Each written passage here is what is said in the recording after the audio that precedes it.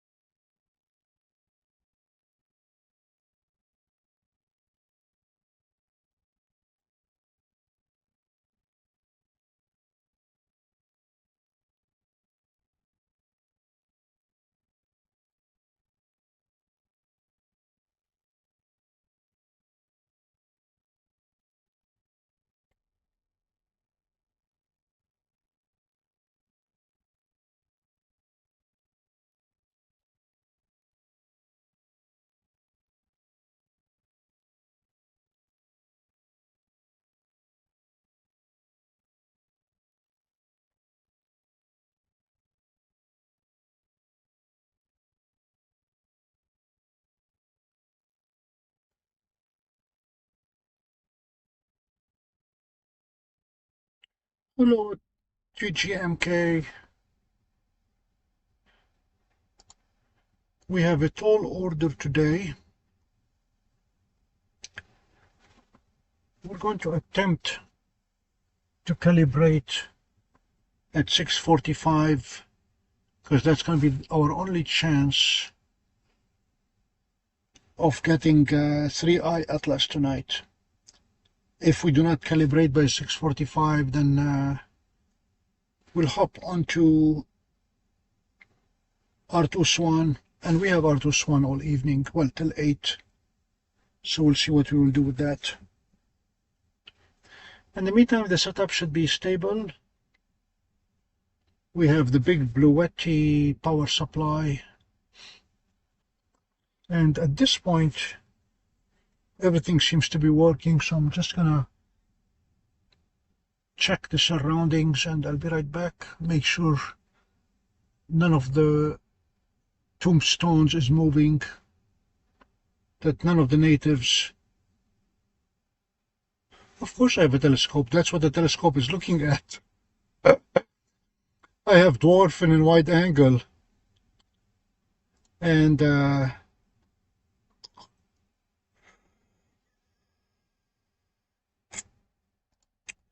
And this is dwarf in a narrow angle.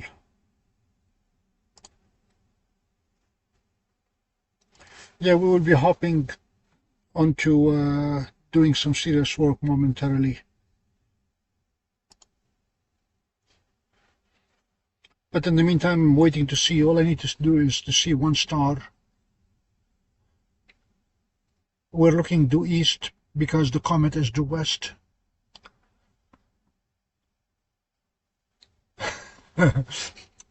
Yeah, I mean, I have become forgetful, but not to the point of getting here and not bringing a telescope with me.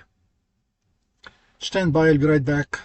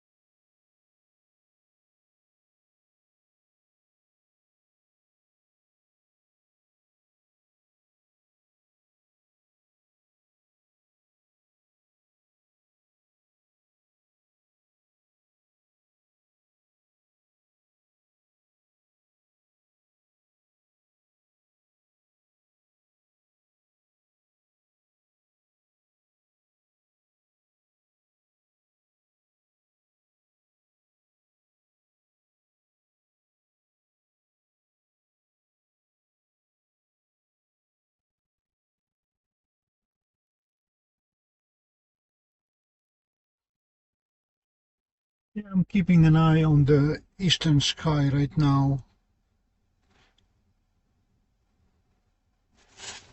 I will enter the coordinates. Oh, this is not good. Our western sky has just clouded up.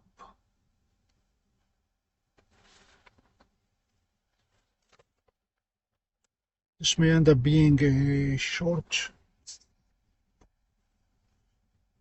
venture. All right, let's get some work done.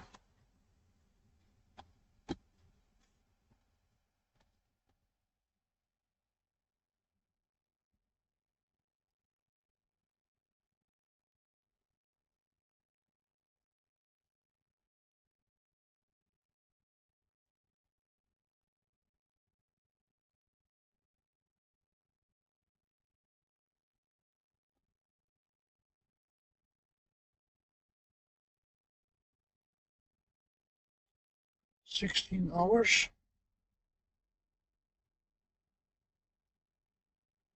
21 minutes,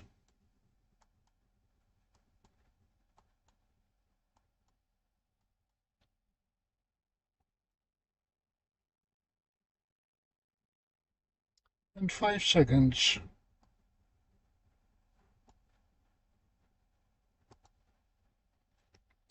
Minus 16.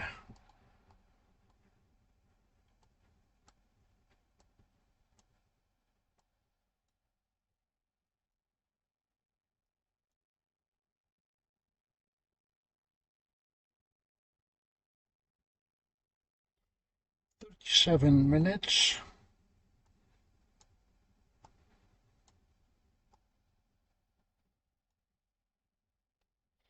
and 41 seconds."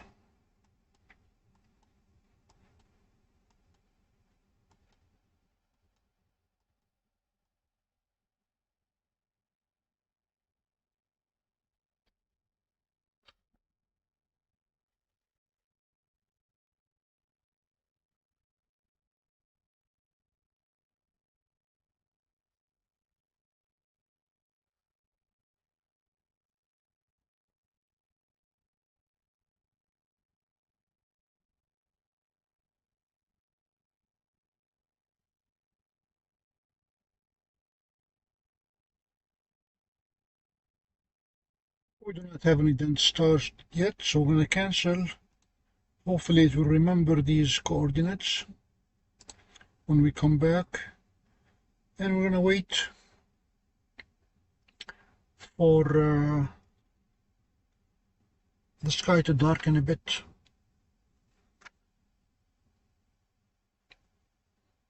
Sunset is absolutely gorgeous, which is unfortunate. It's very cloudy and colorful.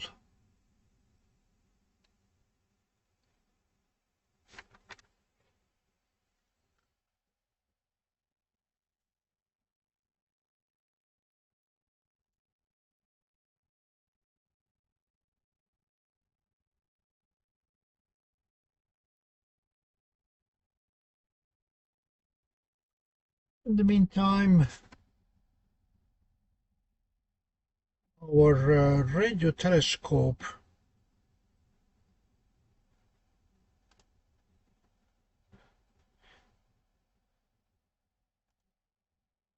is not doing too well. There's a semblance of a hump around there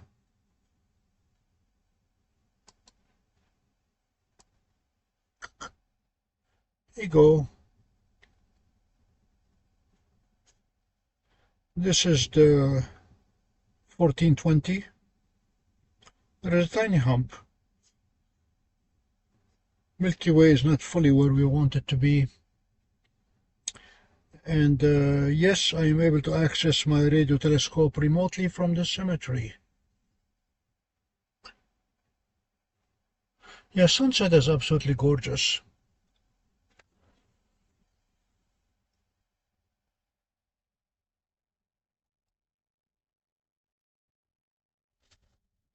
I'm going to swing the telescope around and show you what I mean.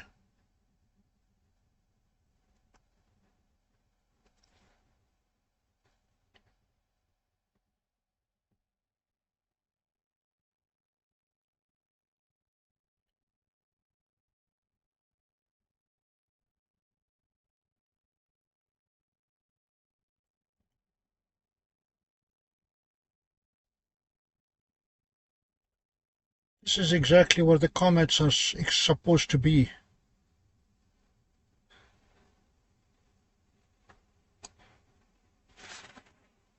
Hello, Stephen.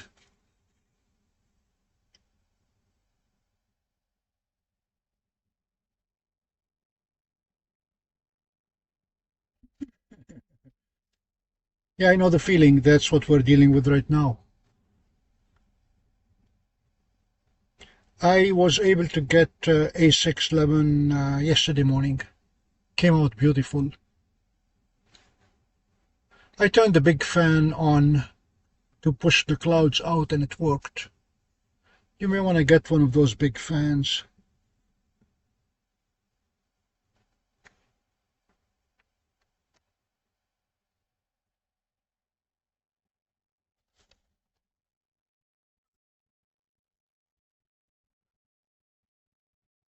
At this point, I am giving up on a 3i Atlas. We're just going to have to wait for it to swing around the sun, which will be by the end of the month.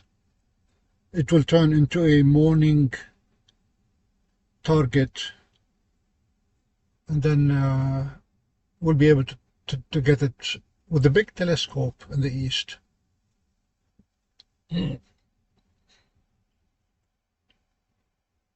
Hello, Zina. Do you like how beautiful our sunset is?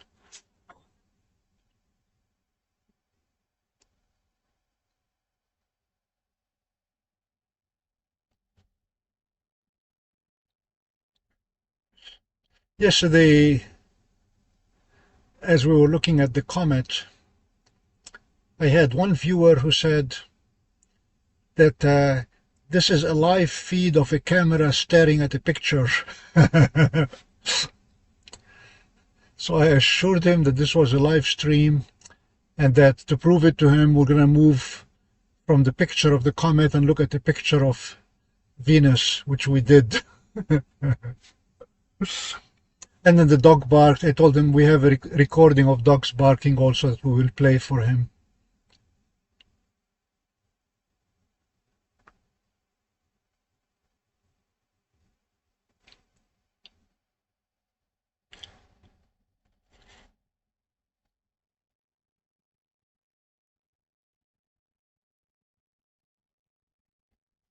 So R2 SWAN will be at 7 o'clock at 18 degrees. By 8 o'clock it will be down to 10 degrees. By 8:30 we will lose it. So despite the clouds, I am hoping that the dwarf will calibrate on the piece of the sky that is still clear.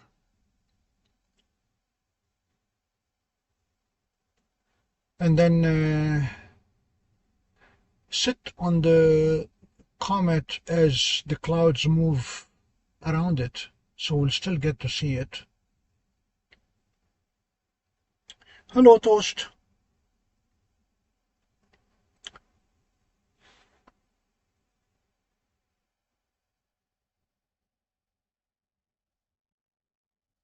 Who said Amazon?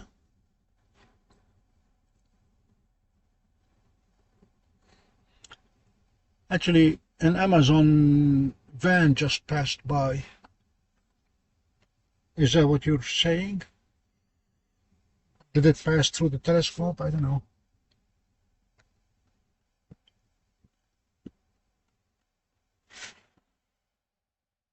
Hi, Ellen.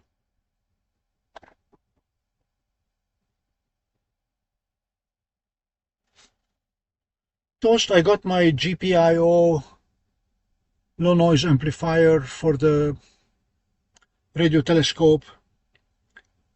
It has made a difference in terms of the noisiness of the display, but not much difference on the size of the hump yet.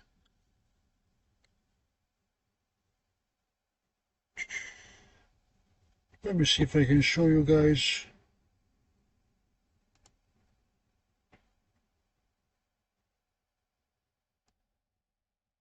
This is a live image of the radio telescope, and there is the hump, tiny.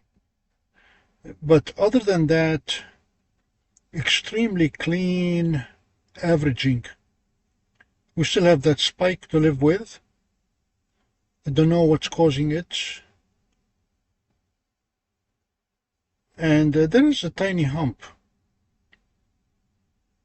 And there is the Milky Way down there. So we're making progress. As long as the IF average is working, I am happy.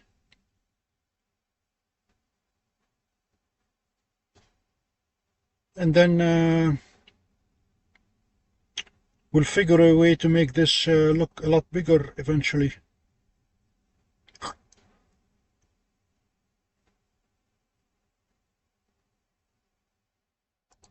Gone.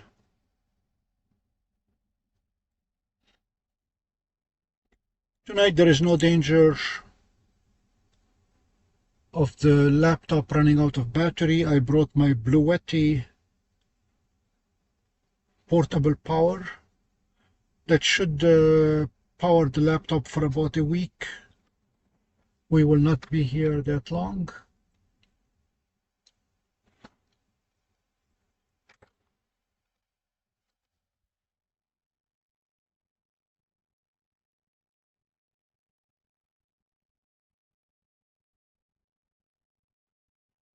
So I'm going to swing the scope a little bit further and introduce you to the eeriness of the neighborhood.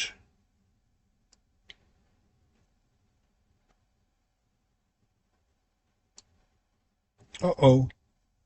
Okay, it doesn't want to. It reached the limit. That is the dwarf. Okay, we'll stay with the beautiful sky. I was going to show you the symmetry.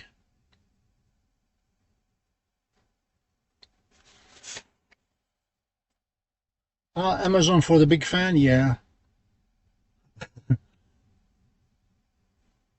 Funny thing, I've been looking for an 8-foot dish, and I found it in Canada, brand new. They're selling them for $800 plus shipping.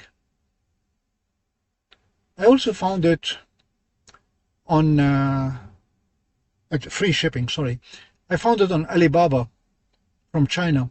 They're selling it for $149 plus $700 for shipping. Apparently tariffs are charged only on the price that you pay for the item, not on the shipping. So they are loading the price of the shipping and reducing the price of the item. So either way, it is still $800, but you're either paying $800 and free shipping from Canada, or $149 plus $800 for shipping, or $700 for shipping from China.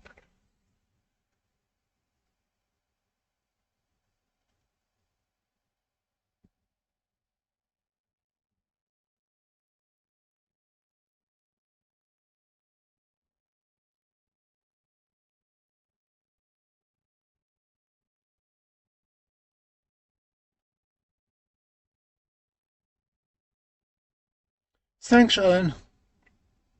A very long time ago, when I was in England, I did my graduate work on digital signal processing. So this is a world that I'm going back to, I'm very comfortable in. But when I built my own software-defined radio in 1979, it occupied a little bit more space than the software-defined radio that I just bought for $49. The one that I bought for the radio telescope is literally 2 inches by 1 inch by half an inch. The whole thing is 1 inch cube, or 1 cubic inch.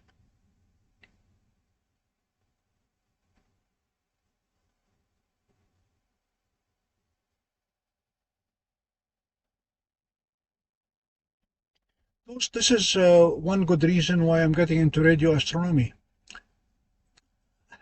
I don't feel like spending another winter without a single night of observing.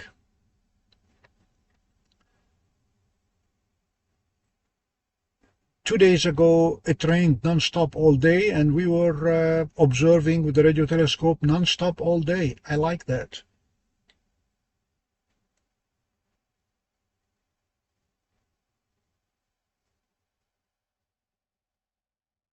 Hello, Charles. Welcome to our neighborhood.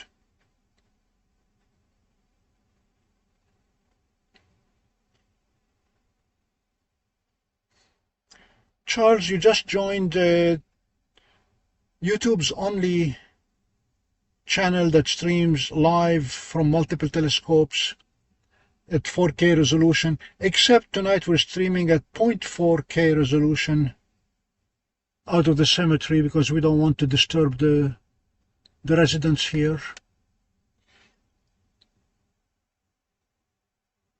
Hello, Night Waves.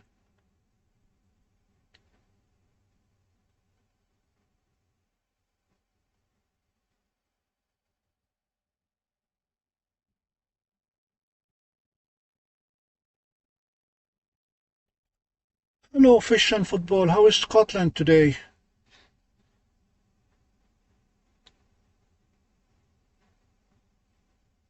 Yeah, lemon is good. We had minimal success with the SWAN several nights ago. We're going to try to make it up tonight.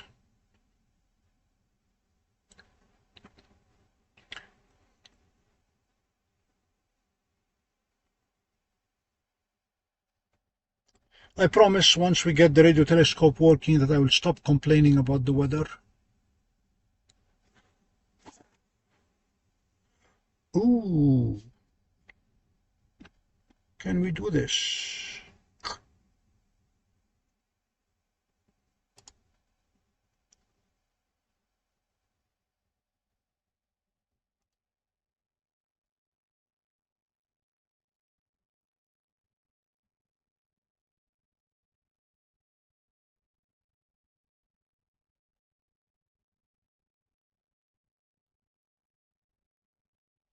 Yeah, you can barely see me. I do not dare rotate the telescope, the computer around, or do I? The cables have been very finicky.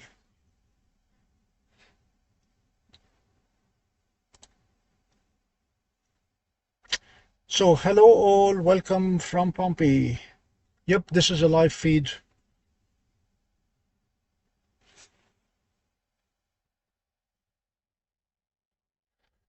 Can you hear me, Zena? Based on our last experience, I decided when I forgot the microphone at home,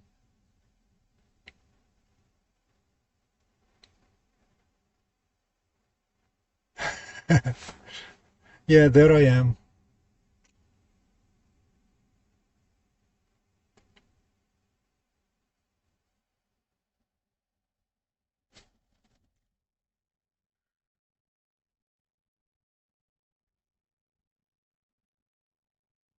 Yeah, we lost 3i Atlas by now, so we're going to go straight to Lemon. Hello, Michael. Thanks, Alan. I am using the microphone, the built-in microphone in the laptop, but I pushed the amplification by 15 dBs.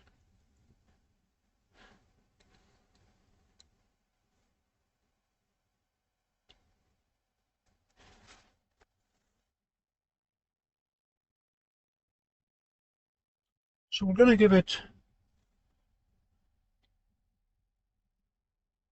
a few more minutes and then swing the telescope east, see if we can see any star. As soon as we see even one star, I'm going to attempt to calibrate.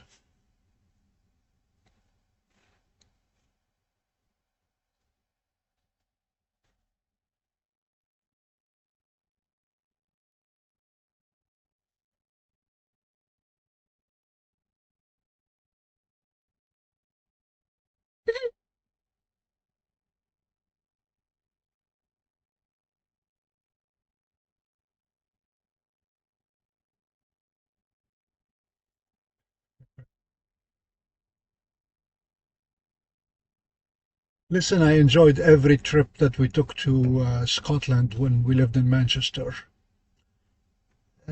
Scotland was an easy hop for us on the train. Went to Edinburgh multiple times.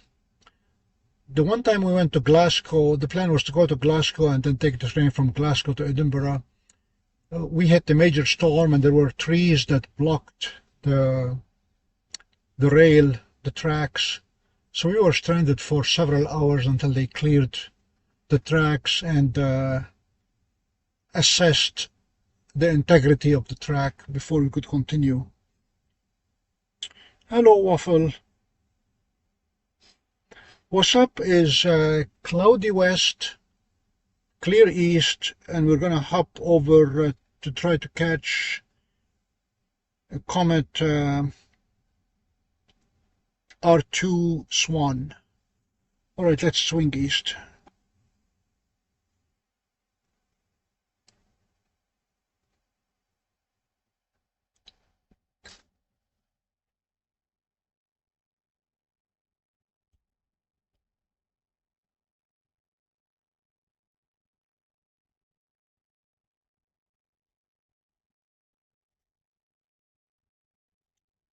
Here we're looking due south.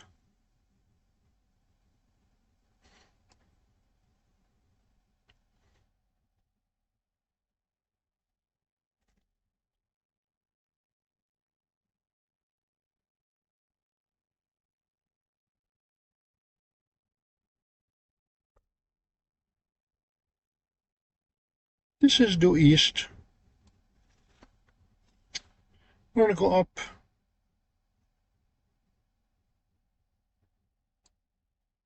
And look for stars. I see stars. Wow, look at this.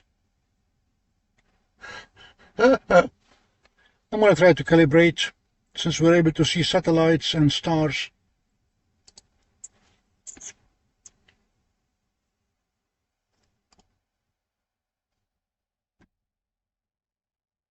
There's another plane. Wow. See, with another satellite. This is looking interesting tonight. Do you really want to see a comet, or do we stick with the planes and satellites?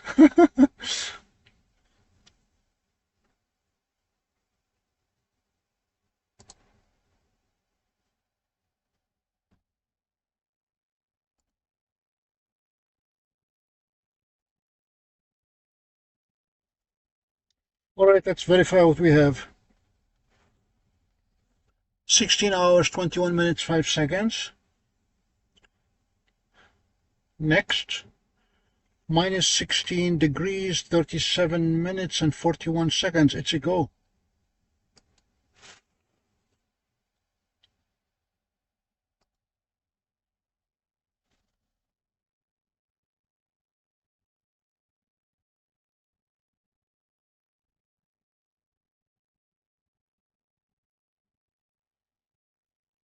For those who joined us yesterday and watched me struggling with trying to find Pleiades and the moon, I discovered what the problem was.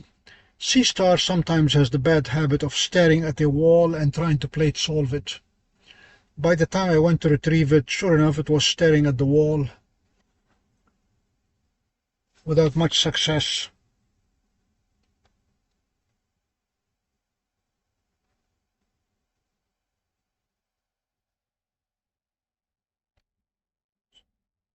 Garlic, by definition, it is a UFO if we don't know what it is.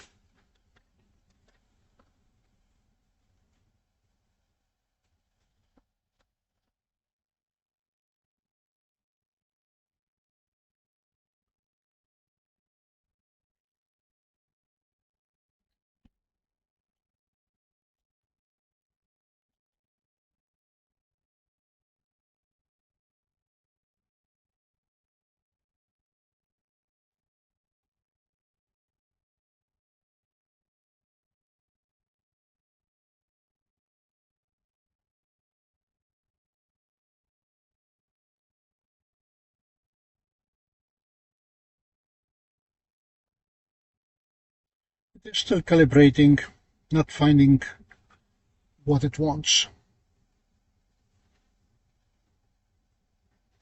Yeah, we'll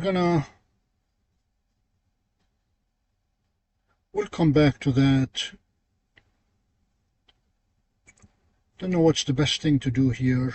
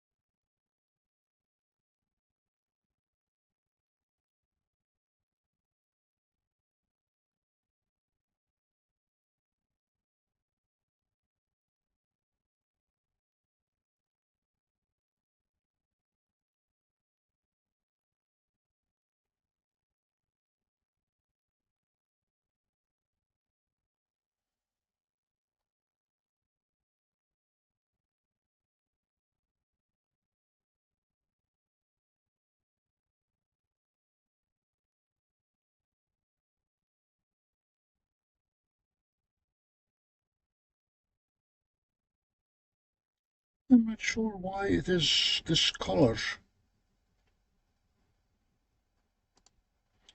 We have no filter, no gain, and the shutter is, alright, that's more like it.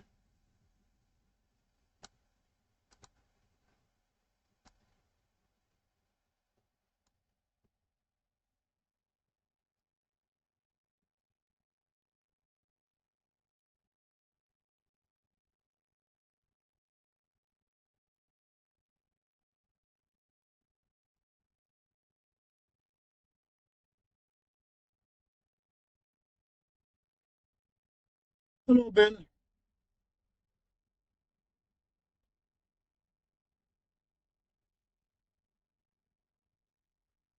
Waiting to see some more stars. We saw a couple of planes and satellites going through.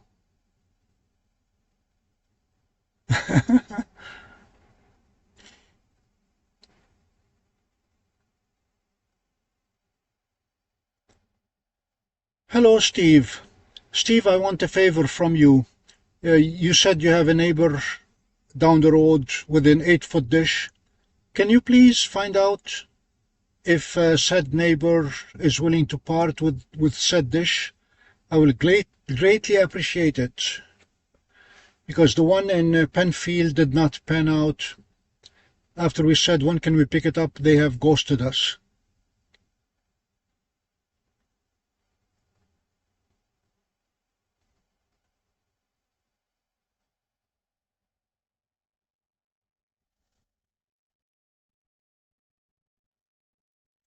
Alright, we're going to see if it's willing to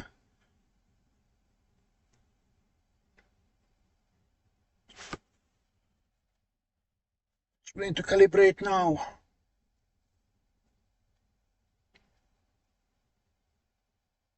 Back to your question, Steve. I'm using coordinates from theskylive.com.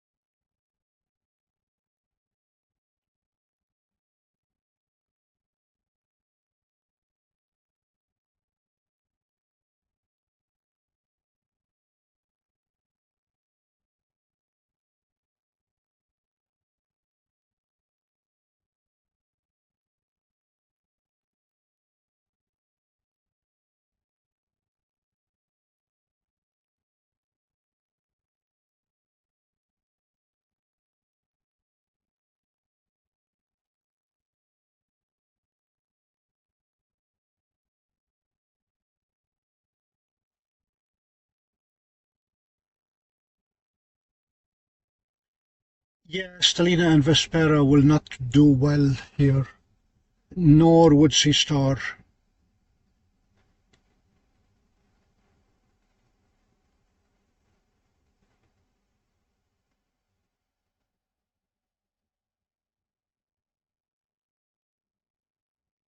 Cool cats and fish and football. Did you guys know that you are neighbors?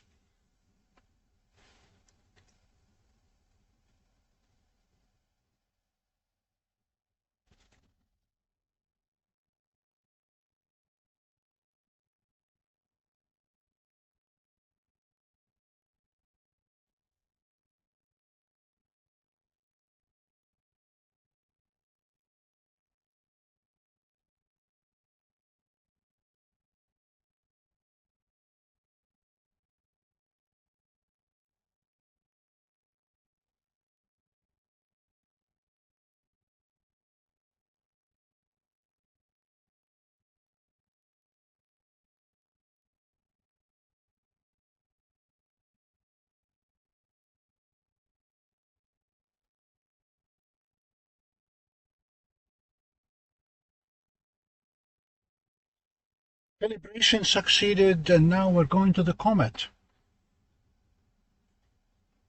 And that's the beauty of DWARF. It calibrated on the dark part of the sky and swung to the bright part of the sky.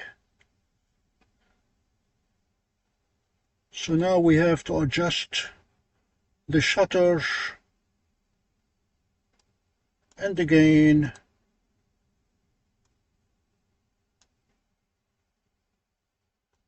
So we can stack.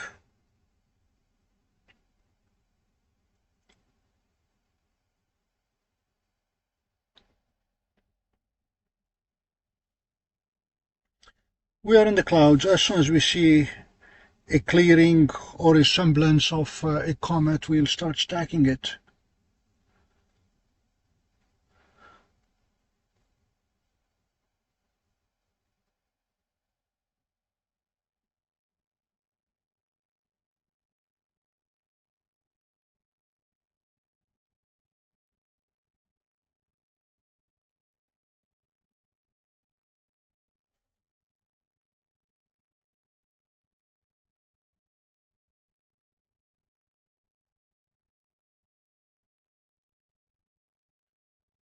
Fish, I was not talking about the global, we are all neighbors.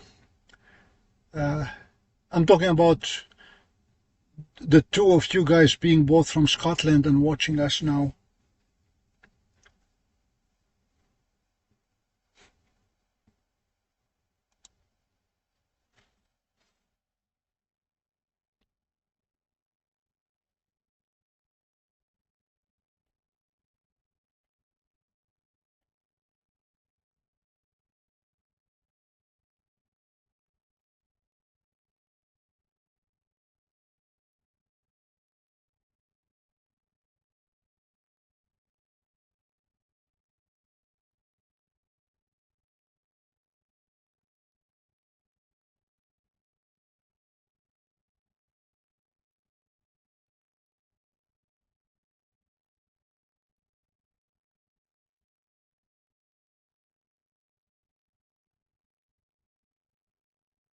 It's so big.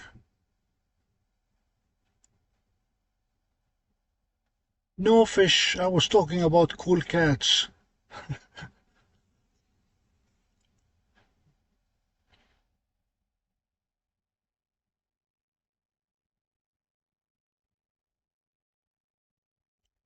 Steve, if it is fiberglass, as long as it still has the coat of copper on it, then that's fine. Yeah, it does not matter if it's fiberglass or grid or solid aluminum. If it's an 8-foot C-band dish that he is not using, I would definitely like to look at it.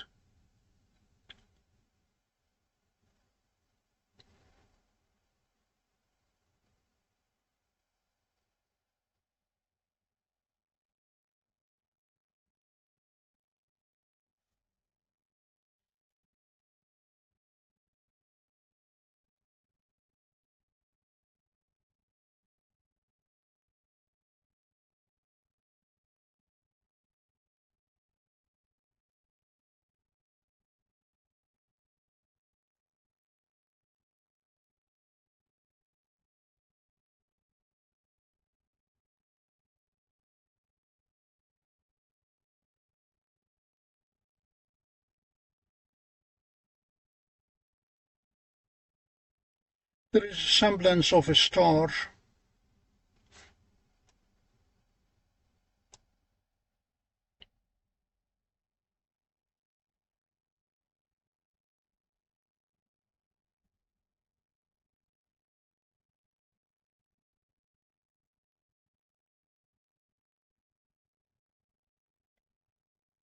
I don't know that it wants to start stacking yet.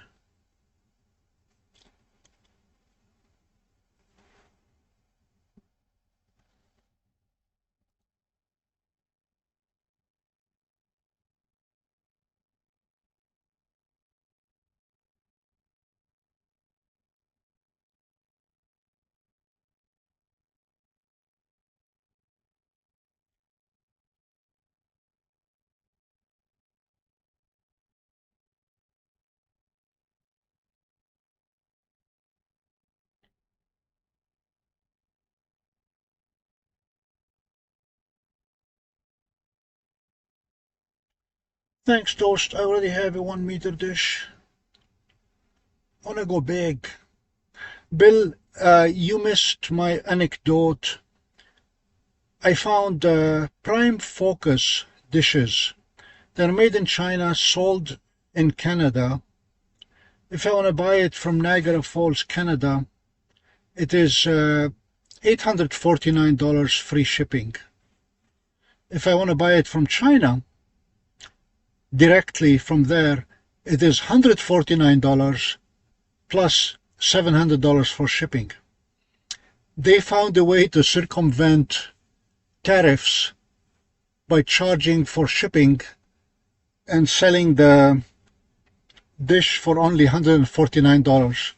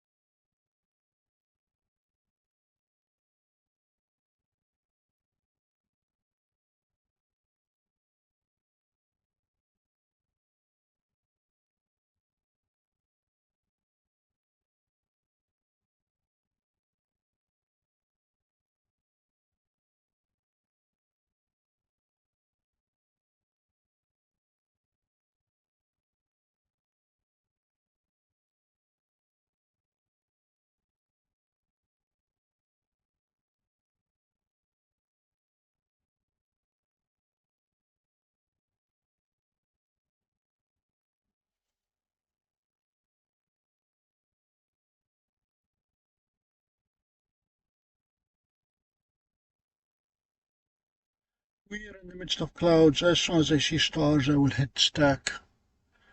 I need the first 2 frames to be good.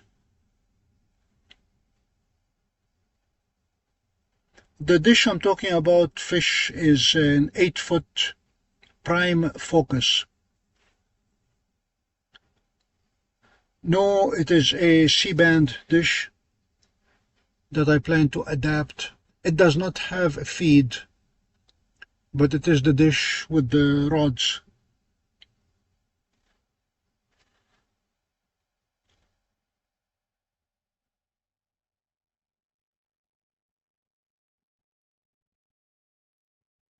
I am on till 8:30 Xena,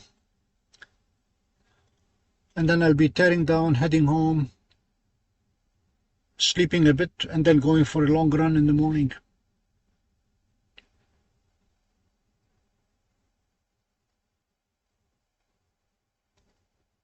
Garlic waffle, I do remember Tsuchinchan. I even learned how to spell it.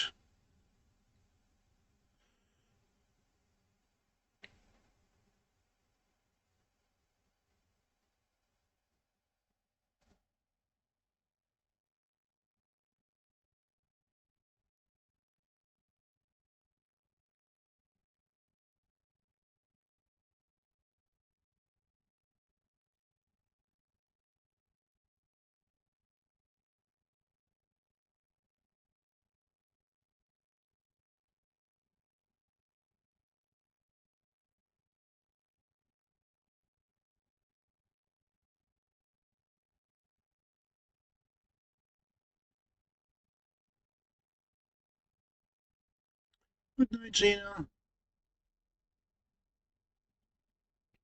Catch you over the weekend when the weather permits.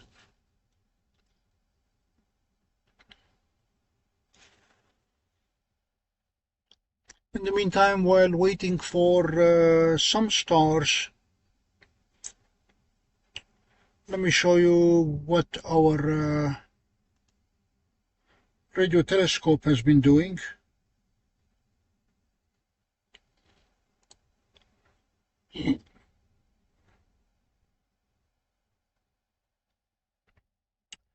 I got the GPIO LNA. The IF average is a lot cleaner, and this is the tiny bump now that the Milky Way has moved off the telescope. I have both LNAs in series, and I know that they saturated the software-defined radio, so I tried to lower the gain a bit. I still have to tinker with that a lot, but this is a lot cleaner average-wise than we had yesterday. And that spike is still there.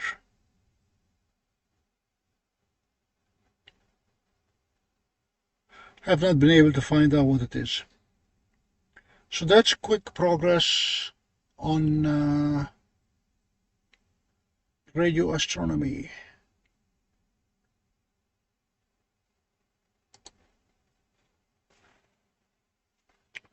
And we are still stuck in the clouds here. There is a break in the clouds, and we should be able to start stacking as soon as we see a couple of stars.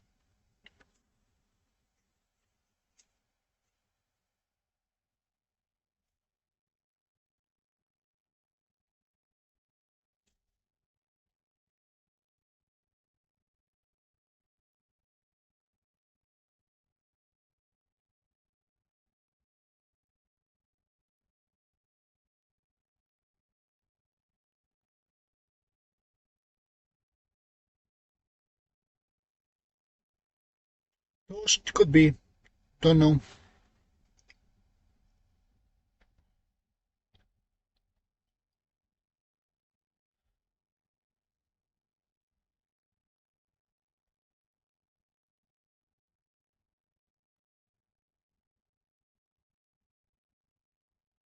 The manufacturers of the new LNA confirmed that their LNA does not attenuate much at the radio FM frequencies, the 100 megahertz range, because they assume that the antenna and the receiver, all these guys will be attenuating enough, so they focused on making their LNA tuned to 1.4 gigahertz with rapid 30 dB drop, plus or minus 30 megahertz.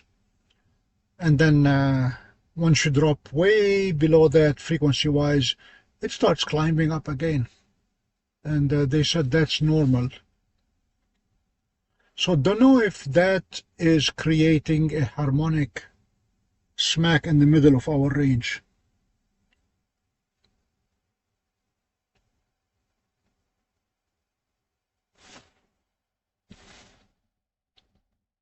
So the camera is catching me, but the light from the laptop is not catching me the same way.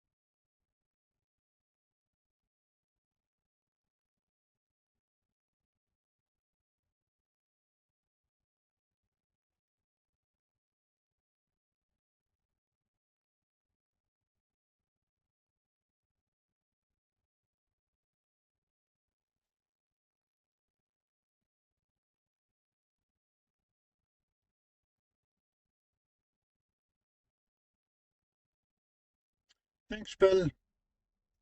Yeah, we'll be here another hour.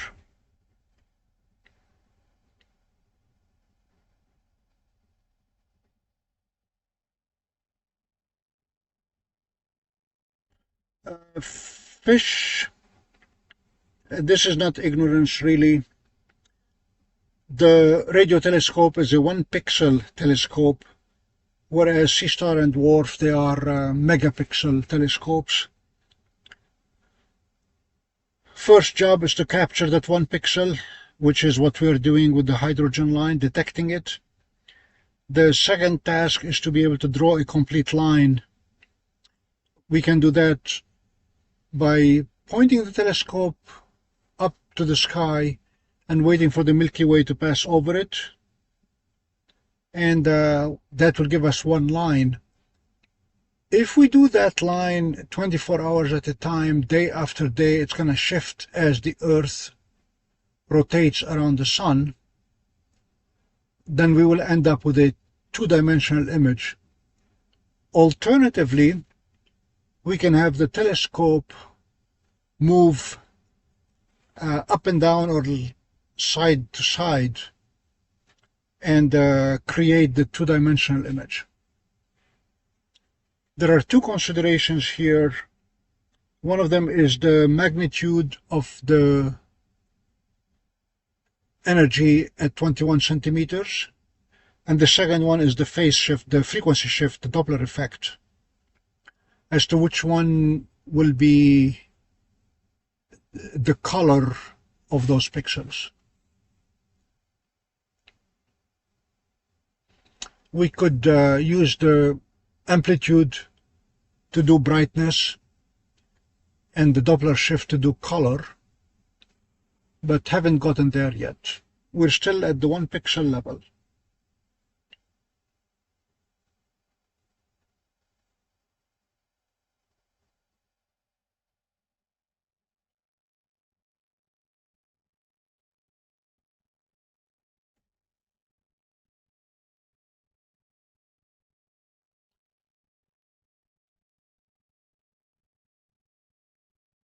Yeah, that spike does not bother me. It actually reassures me that the IF averager is working, because we see that tiny spike in the time domain in the signal itself, and once it gets stacked 900,000 times, it's becoming slightly bigger.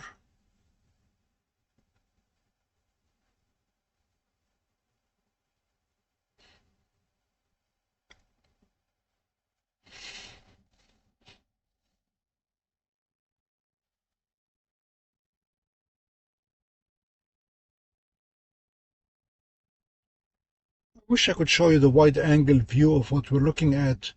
The cloud is a very, very narrow band.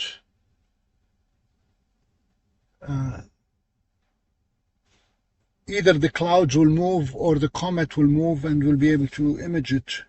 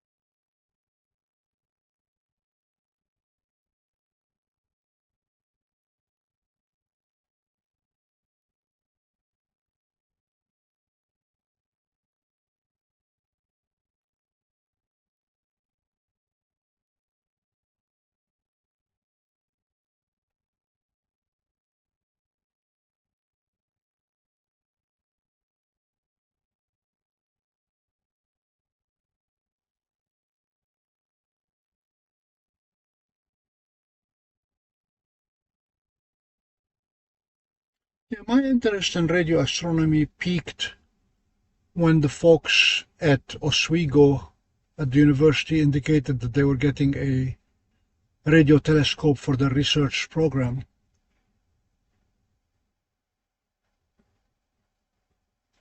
Steve, thank you very much. Please do me a favor, email me so I have your contact information. Email address is pompeyobservatory@gmail.com.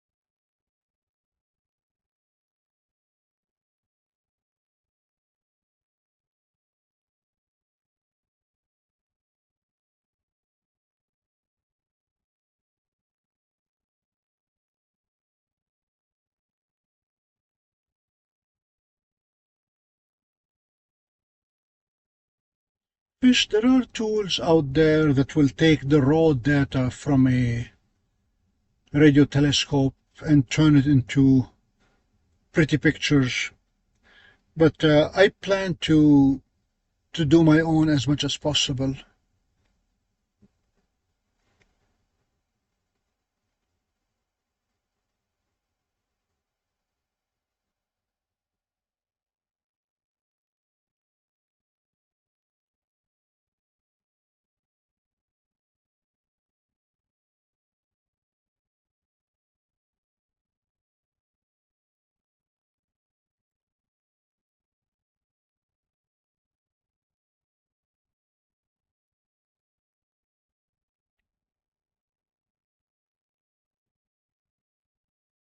Our main limitation tonight is going to be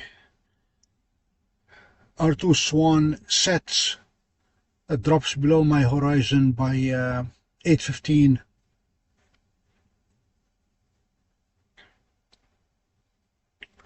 Until then it is visible, and assuming that DWARF is tracking correctly, I have it well level, well balanced, and it calibrated successfully, so it has a good idea of where it is. Plus it has a fairly wide field of view.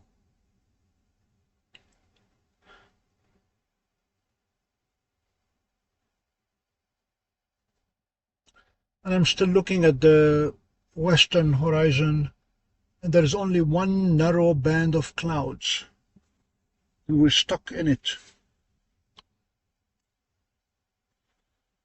I can see stars everywhere else.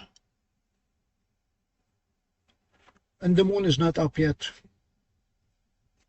Moon will not rise till closer to 9 o'clock, so it's not going to bother us.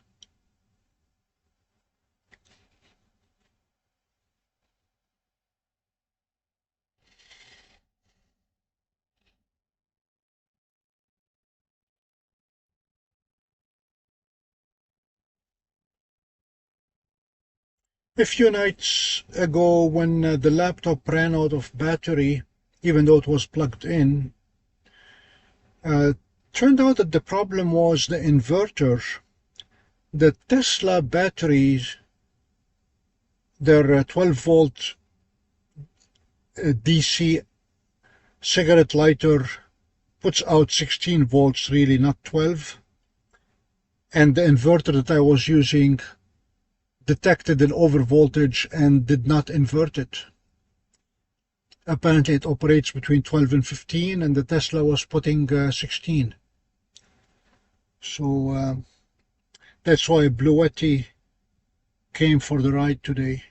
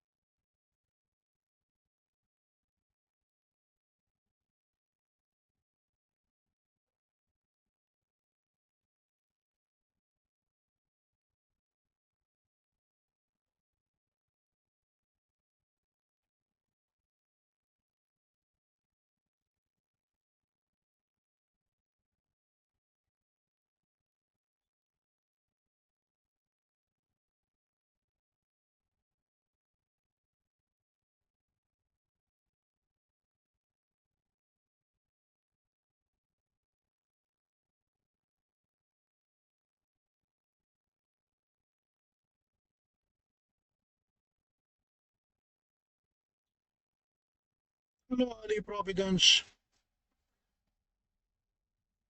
We are NY USA. And thank you for joining us. We're waiting for a patch of clouds to move out of the way so we can look at Comet R2 SWAN. We think we're tracking it.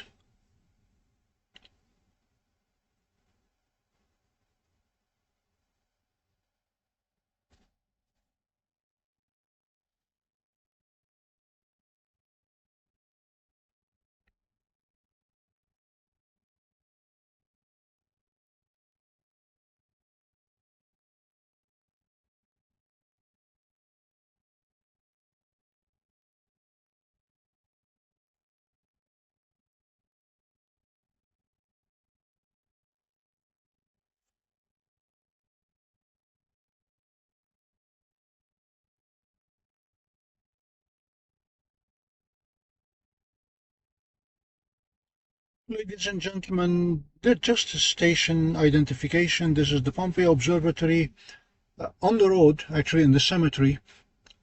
This would have been the permanent home of the big dome. I was going to build the big one, except that the planning board did not think much of my idea.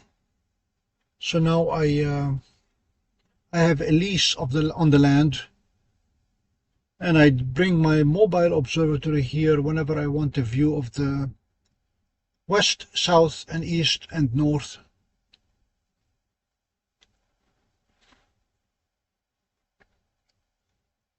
If you're not subscribed to the channel, please do.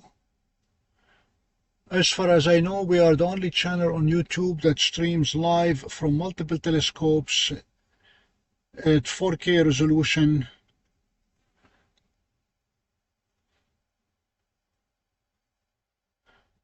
Fish RI is Rhode Island.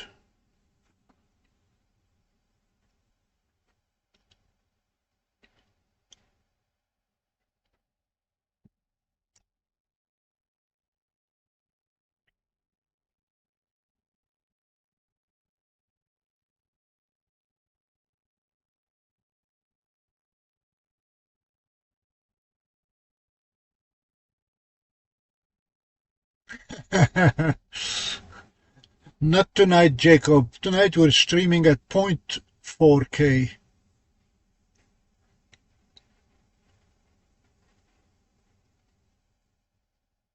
Well, there are two tricks that you need, Jacob. One, get yourself a computer that will push HDMI at 4K. And two, get a monitor that will display 4K. Because from there on, OBS Studio has no problem taking that display and pushing it at 4K. Alright, I'm seeing one star, so I'm going to go for it.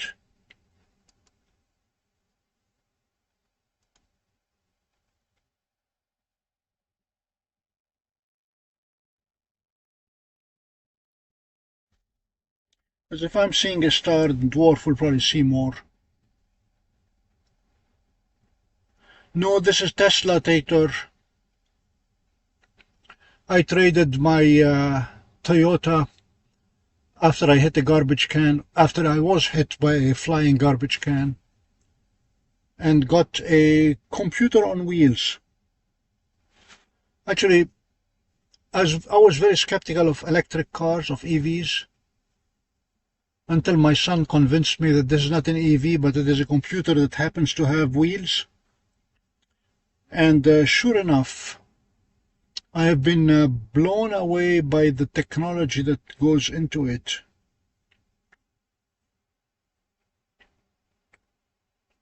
Last week, there's the comet. We have a comet. Yay! You can still see the clouds, but don't mind the clouds. We have a comet.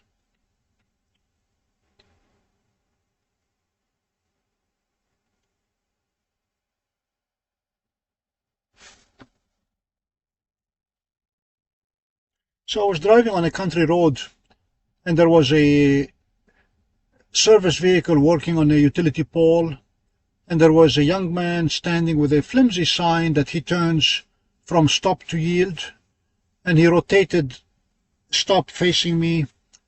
Tesla saw the stop and came to a full stop. As soon as he turned the sign to yield, on its own it signaled and veered wide in the other lane, and then signaled to get back in the main lane and kept going, all untouched by these human hands. I've gotten really spoiled by the full self-drive on it. It averages less than 1 error per trip, and these are long trips, so I have to stay alert. But many of the things that they have implemented, I don't know why all the other car makers do not implement. I mean, many of them have nothing to do with an electric vehicle or with the full self-drive.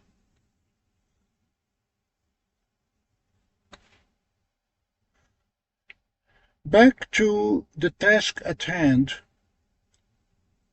We are looking at the comet, and the dwarf has come through one more time.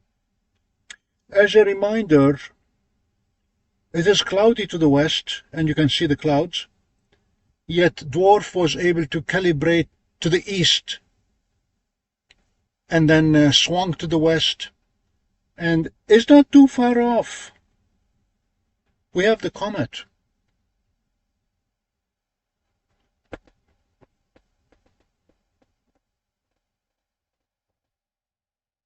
Jacob, I don't use station mode anymore. It has driving me nuts.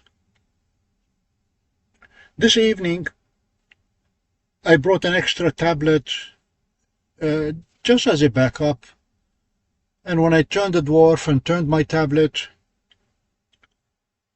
my Samsung Galaxy, it refused to talk to the dwarf. And I discovered why. Because the tablet that was in the bag that I did not plan to use managed to handshake and connect to the dwarf faster than the Galaxy and would not relinquish host mode. So the Galaxy is sitting now pouting as node mode, and my $40 Lenovo 8-inch is the one that we are tracking and controlling the dwarf with.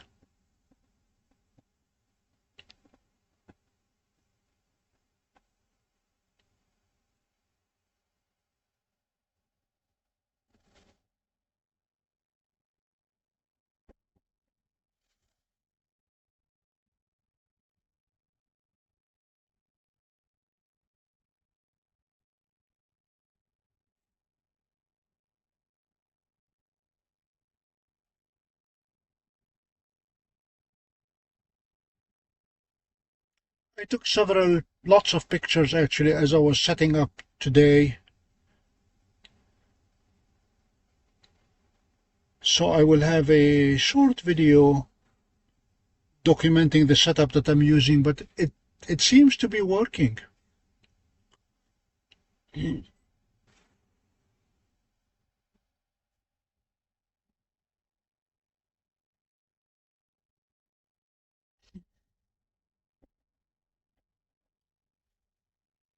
Can you guys see it, or do you want me to stick an arrow under it?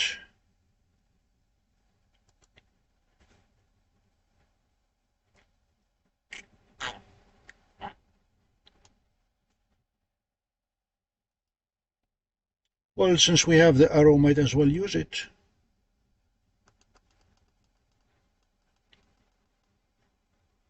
Voila!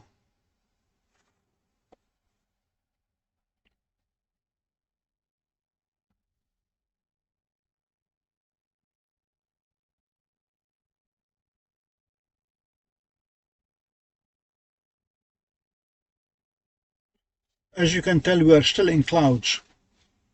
So dwarf is actually looking at the comet in clouds.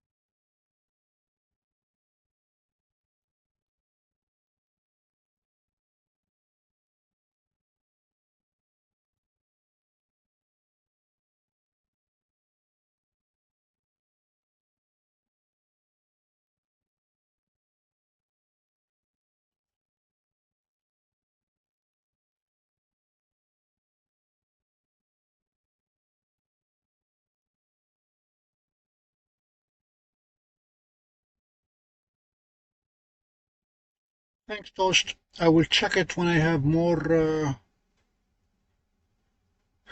monitors.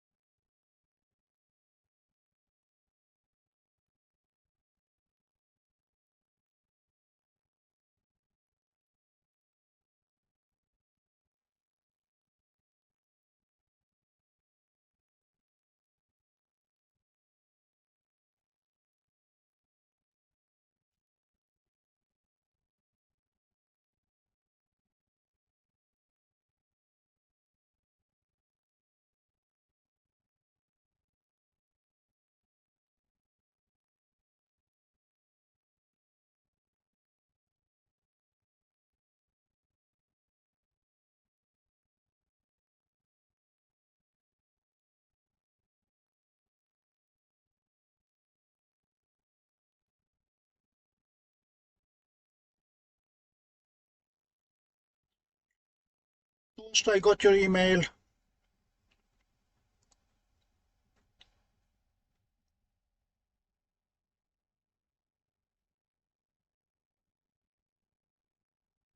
Yeah, the clouds are really persisting, but we are seeing some tail, not just the trail.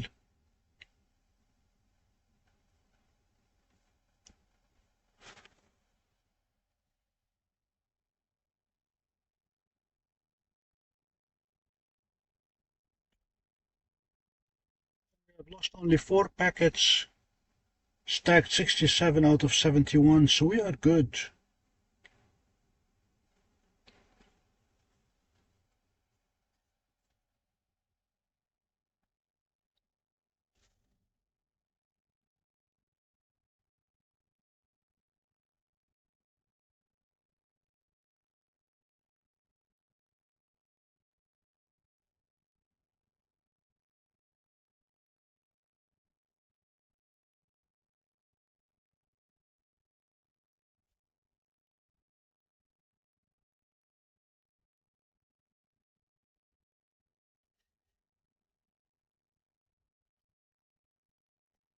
Well, I'm glad I don't have anybody here accusing me of putting a camera onto a picture and claiming that we are live.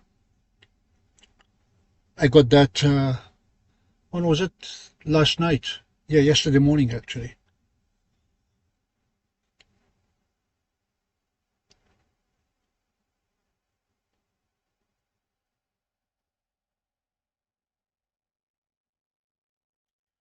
Jacob, is Microsoft gonna pull the plug on Windows subsystem for Android come October 15 or whenever they were saying?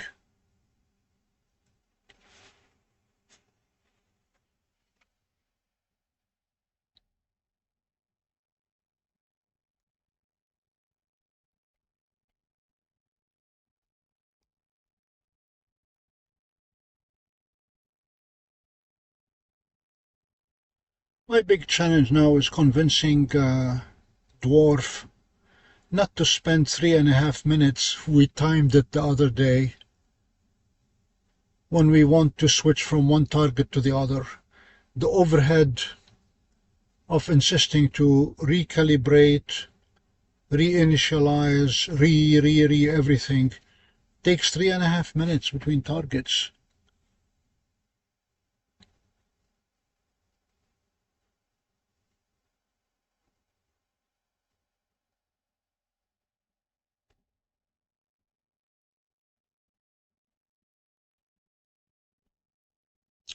Lemon is showing multiple tails, and I observed Lemon a couple nights ago, and it was very, very evident that the exhaust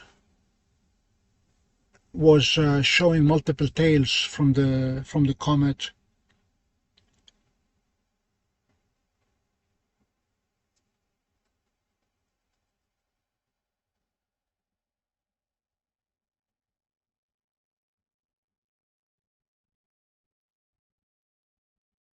I'm still able to run DWARF natively on Windows through WSA, and that allows me to display DWARF directly in 4K.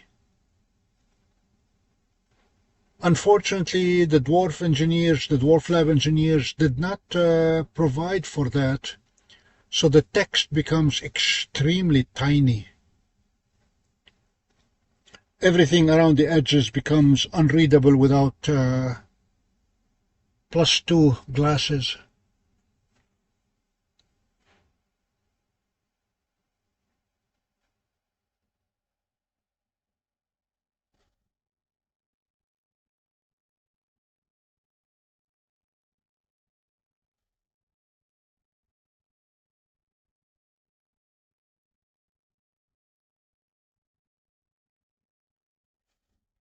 Yeah, this morning I looked into the dark sky and I could not see Lemon with my eyes.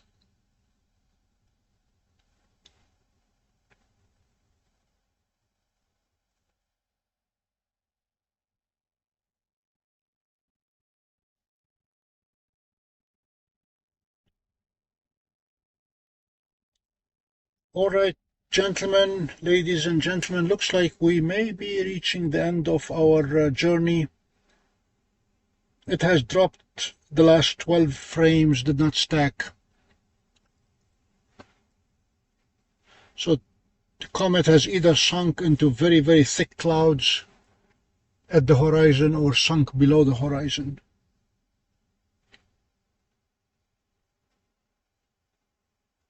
So with that in mind, oh, it stacked one. Okay, we'll stay. As soon as it stops stacking, I will wish you a good night, and then we'll catch you next time. It is stacking again, so false alert, false alarm. No, Lemon is no problem. I can get it from about 3 a.m. to 6 a.m. with no problem. Toast, it dropped 12 frames in a row, but now it is stacking again.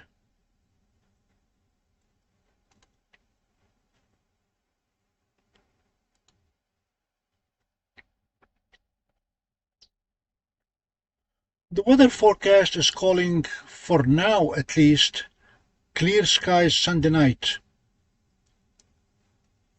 So tomorrow we'll be doing some radio astronomy. Now that I have 2 LNAs, I try to stick them in serial. And by serial, I'm not talking about the kind you eat. I'm talking about put them in a row. And it saturated the SDR, but it gave me a very, very clean IF average. So tomorrow I will be doing some testing on the GPIO on its own, and see what that gives us. So tomorrow will be radio astronomy. That's after I do my long run and take a nap, and then take another nap. But Sunday evening seems to be good for traditional optical astronomy. The sun was boring this morning. There was absolutely nothing to see in it. So I refrained from showing you the sun with nothing in it, lest somebody told me that I'm out of focus.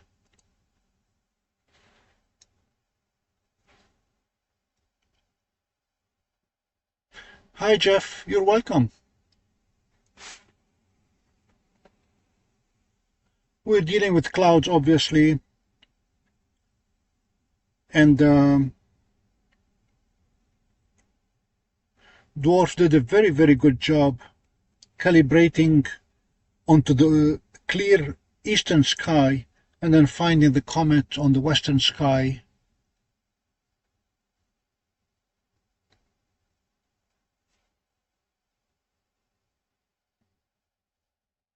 Oh, okay, good. Thanks, Jacob. I shall post in the radio astronomy thread.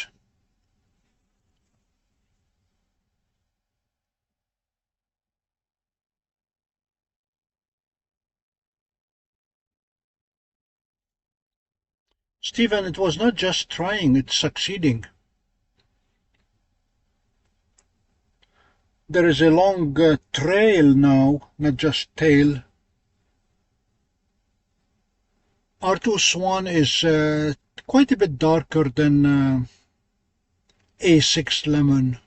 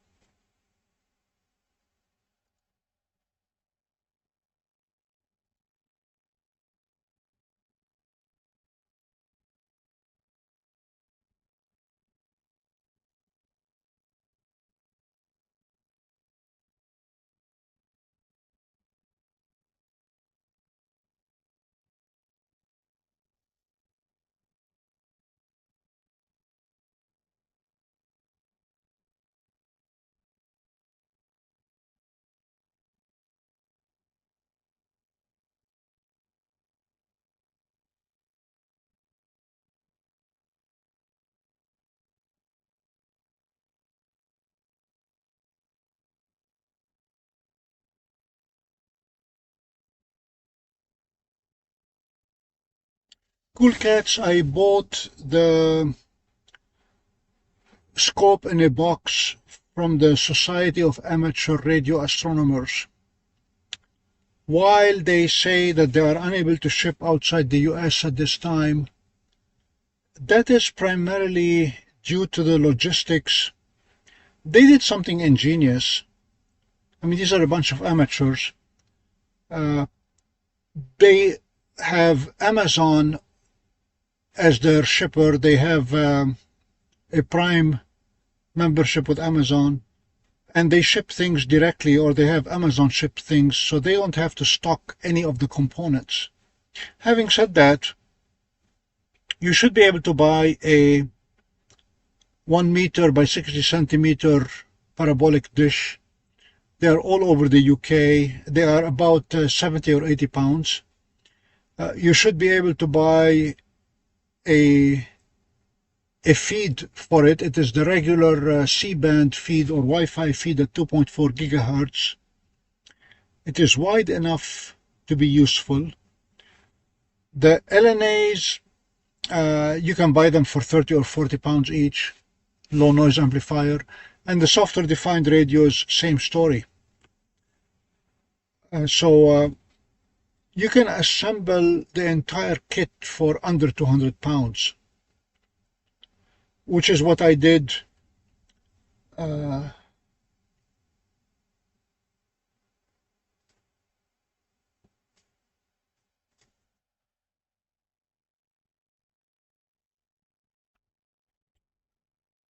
For those of you who have not seen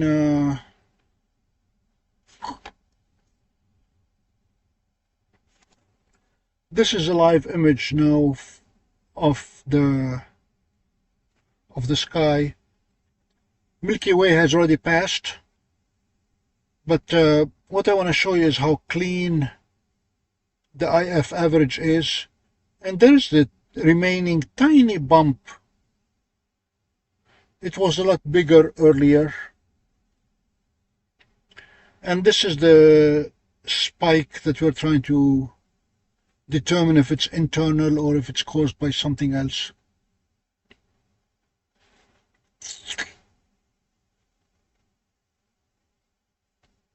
All the software is free, by the way. We are at 112 stacked, 154. Okay, it's still stacking, 113.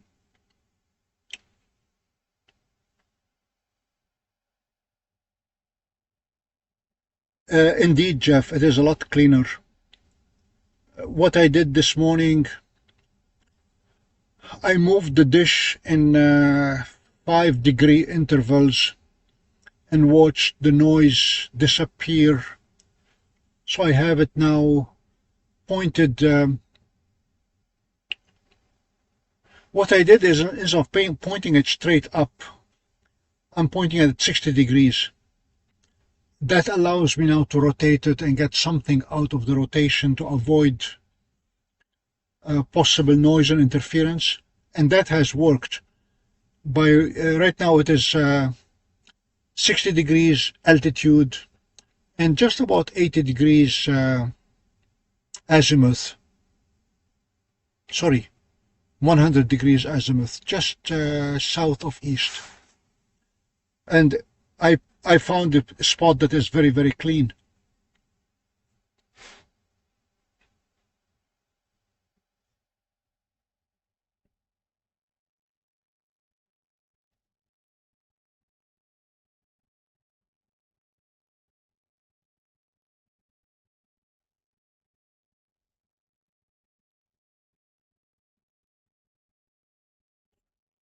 Fish, the spike is in an FFT. It's a fast Fourier transform. It's displaying the frequency domain average of the envelope of the signal that we're dealing with.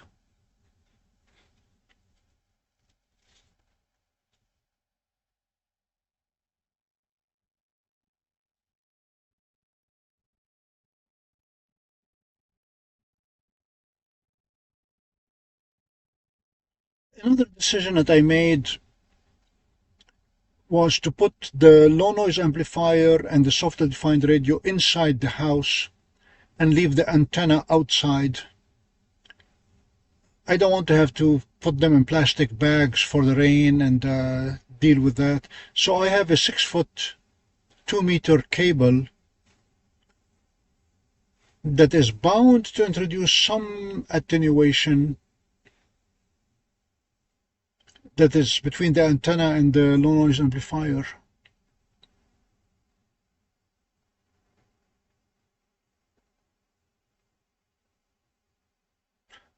No, it's fast Fourier transform, FFT, Foxtrot Tango.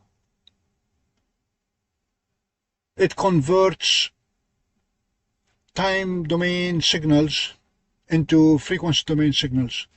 So it is showing the spectrum as opposed to the amplitude of the signal itself. So if you have a sinusoidal signal, it's not displaying the ups and downs 100 million times a second. It's only displaying a dot there that says at that frequency, that's how big it is.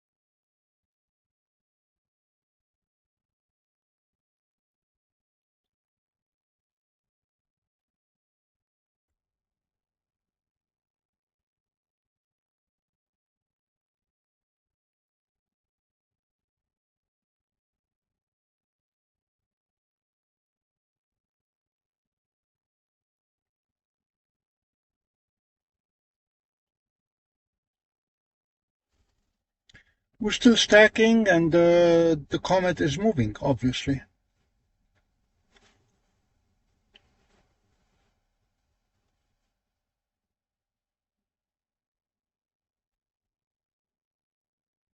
And the clouds are persisting, they're still there.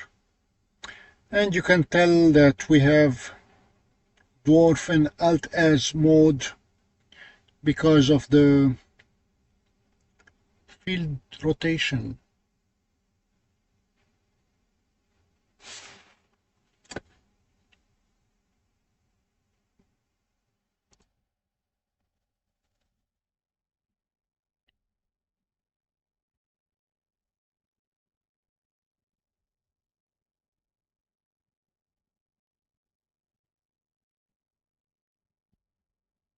Jeff, it's unlikely to be a spike, it's going to be a bump because of the Doppler effect. The Milky Way is moving and the Earth is moving.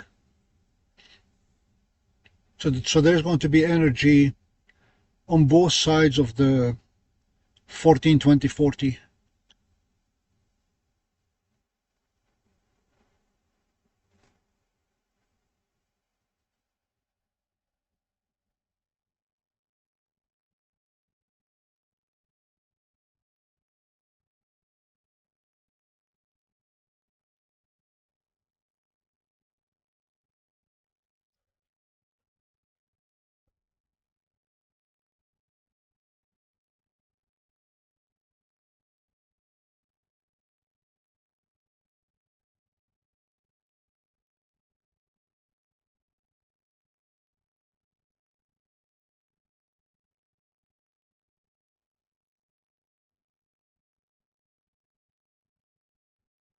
Well, the image is very, very sharply focused right now.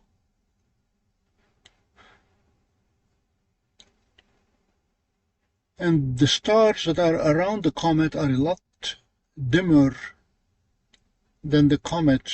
I believe its magnitude, depending on whom you ask, the magnitude is somewhere between 6 and 9.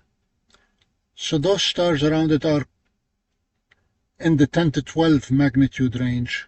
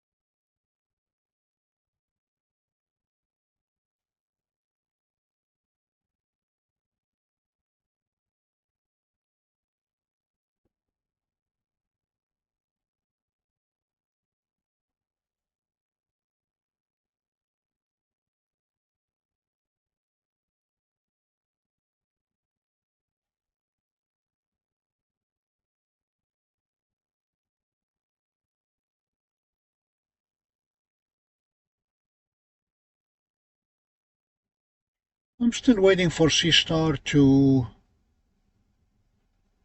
bring us the S70 or the S80. Their S30 just does not float my boat. It doesn't offer anything that I do not already have.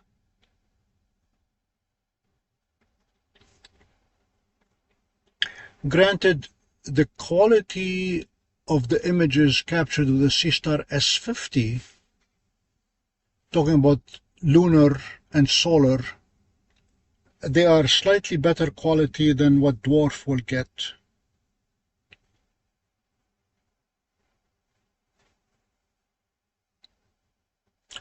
Seestar, they seem to have gotten the mosaic done right. We did the Milky Way, sorry, the Andromeda the other day, and it came out very nice. But Seestar would have had no chance tonight, zero. Not with the clouds, and certainly it cannot calibrate on one spot of the sky and then go to the other one. It has to plate solve right there and then. And yesterday we spent an inordinate amount of time trying to figure out what Seestar was doing, only to discover that it was staring at the wall and trying to plate solve the wall.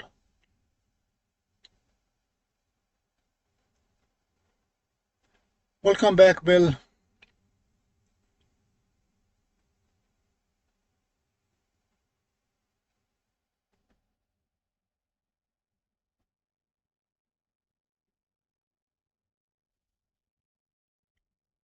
Stephen, I don't usually process them beyond what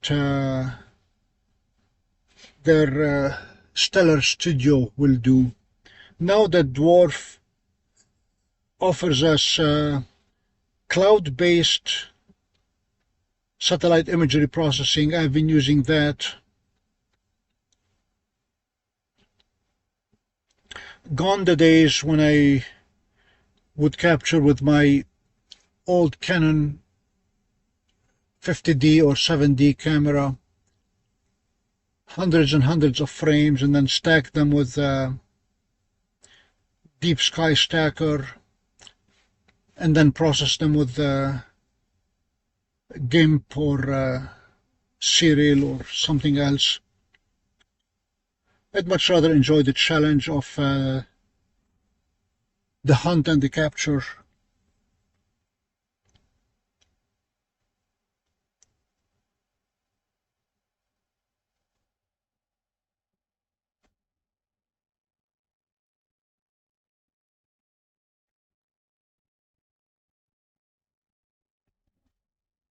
By my estimate, we will lose the comet when it gets down to 5 degrees.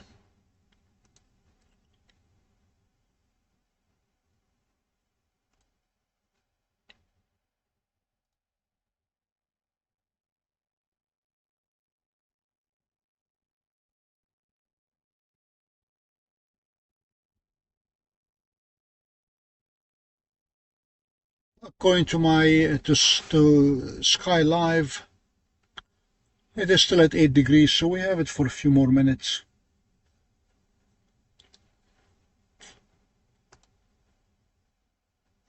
Bill, we attempted earlier to capture 3i Atlas, but the thick clouds to the west, and it was still too bright to the east for calibration, so gave up on that very quickly. We only had a 15-minute window to get it.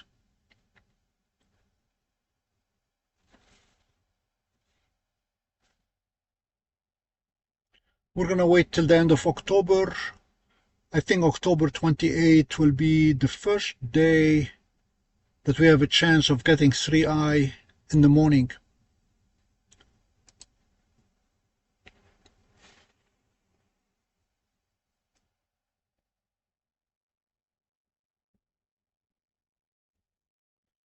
MB, this is, I should add it to the title. That is C 2025 R2 SWAN.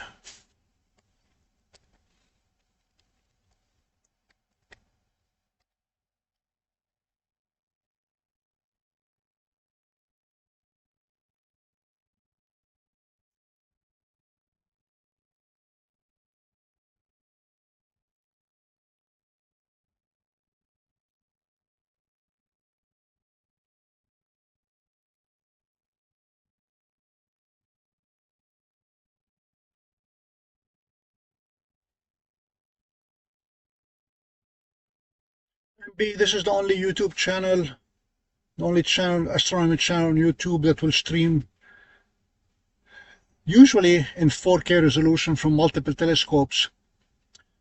So please subscribe and join us often. Now that we have a radio telescope as well, we will be live almost on a daily basis, and we no longer care whether the weather permits or not. We did some happy imaging of the hydrogen line in cloud and rain 2 days ago.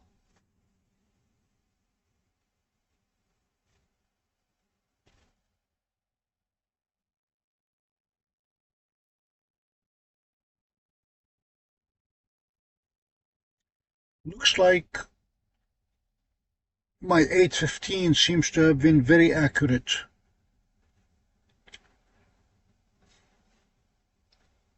We're done stacking. We are at 250 current.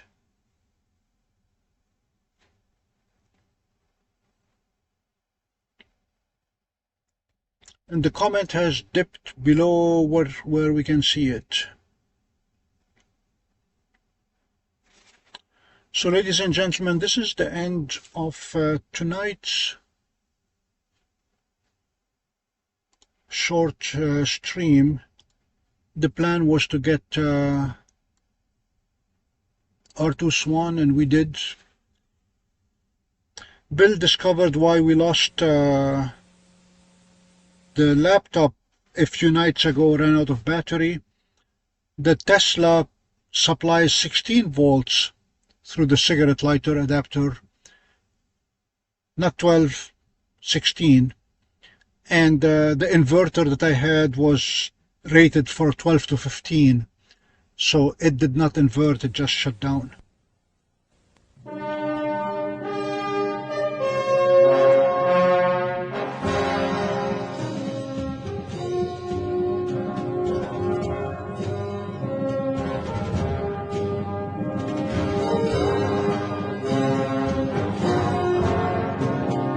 Kudos to DWARF here for capturing it in clouds and in brightness and near the sun and everything. So wish you all a good night. We'll be back with the regular astronomy on Sunday night.